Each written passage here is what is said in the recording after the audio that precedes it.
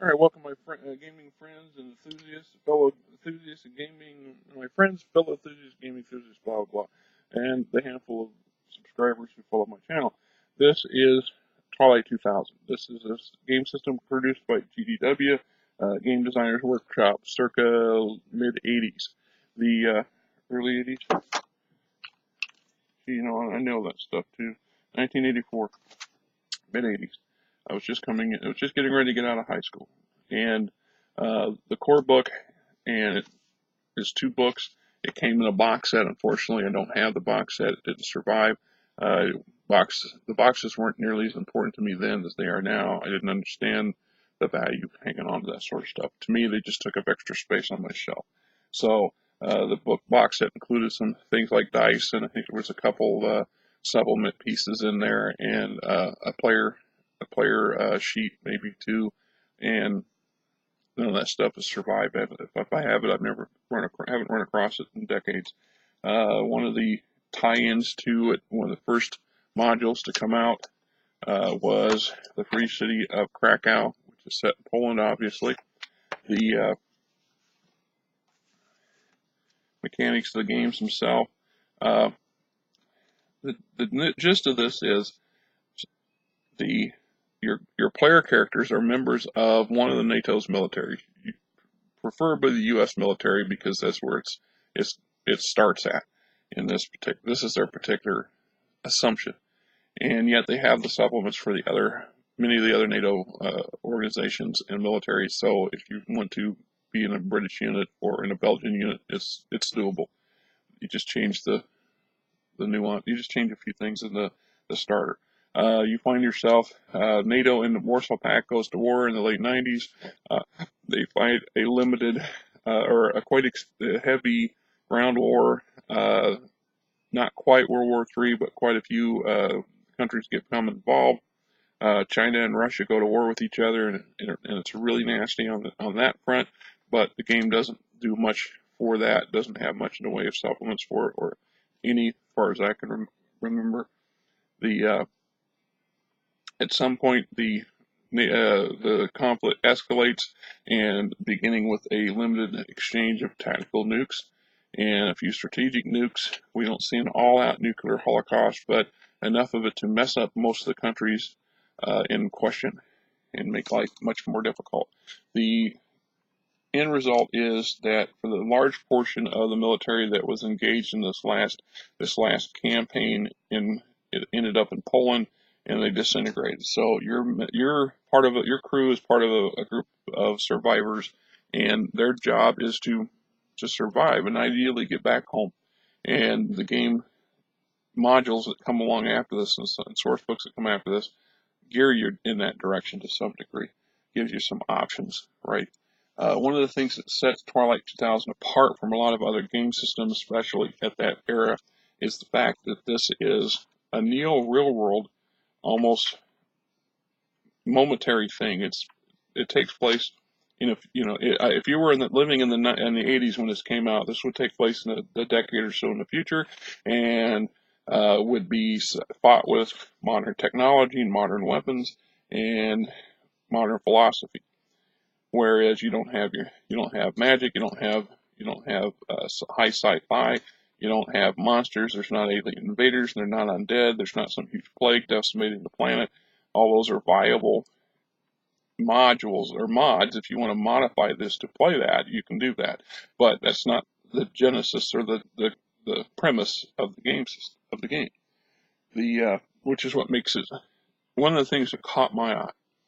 The artwork caught my eye, but what really caught my eye was this was a game that didn't involve a lot of the fantasies that we see in the other stuff. So I thought it's a realism game, and I'm attracted somewhat to those sort of things. It is what it is. Probably one of the reasons why it didn't catch on as heavily as it could have. Of that opinion, right? They do a credible job of giving you, they introduce it. It's the year 2000. For 5 years, the armies of the world fought back and forth, blah, blah, blah. Chemical weapons, biological agents, tactical strategic work, nuclear work, blah, blah, blah, blah. It gives you a breakdown of everything you need, and then it does character generation. The character generation is not overly tough. It does use D6s and D10s quite a lot. So I think you could call it a D6 system. You could argue it's a D6 system, although I think D10 would be probably more appropriate. I know I read all that. Where is it?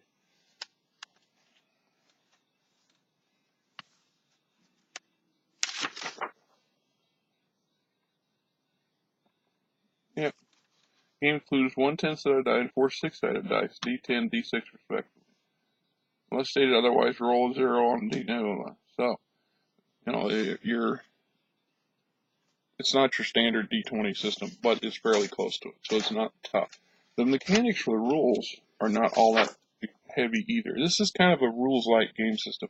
It's much more about the story than it is about the mechanics. Get your basic attributes, favoring attributes, physical characteristics, military experience, your coolness under fire, rads, age, rank, nationality, and military service branch in the military, obtaining skills, base hit numbers, body, combat damage, and equipment, right? And like I said, a lot of it's in a story-based line of thinking. So, you can read through it, and that's one of the other attractions to me, was that it was actually quite enjoyable to read as a game system. And a lot of times I've come into game systems that are not, they're something you got to chew your way through. That's what I think of when somebody says a chunky game system, something I got to bite into and continue to chew my way through to get to know what I need to know about playing the game or how to run it. We got time to travel, counters, fatigue, like I said, and it's pretty well explained out.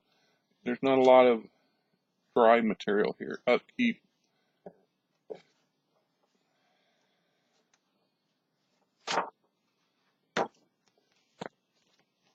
That's the play manual. So that's their version of the player handbook. This would be the players, the dungeon master's guide, or the game master's guide, or their version of the referee's manual. Introduction, skills and attributes, skill improvement. As you can see, what you don't see in here is a slew of schematics. You don't see a whole bunch of stats. You don't see a bunch of charts, and you don't see a whole lot of modification tables. The rules are pretty straightforward, fairly basic, fairly easy to work with. And that's another thing that set it apart at the time from a lot of the D&D style heavy rule books and so on and so forth at the time. This is the handbook, the GM guide. There's not any stat charts. So then we have what we call the chronological background. The last 5 or 6 pages basically walks through how the scenario breaks loose, how the fighting took place, what happened, the various campaigns and retreats, the effects, whether or not your character was involved in these earliest stages or not is dependent on your age factor and your experience. So those would be backstories for the character if they were involved. Pretty much a fairly easy system to run.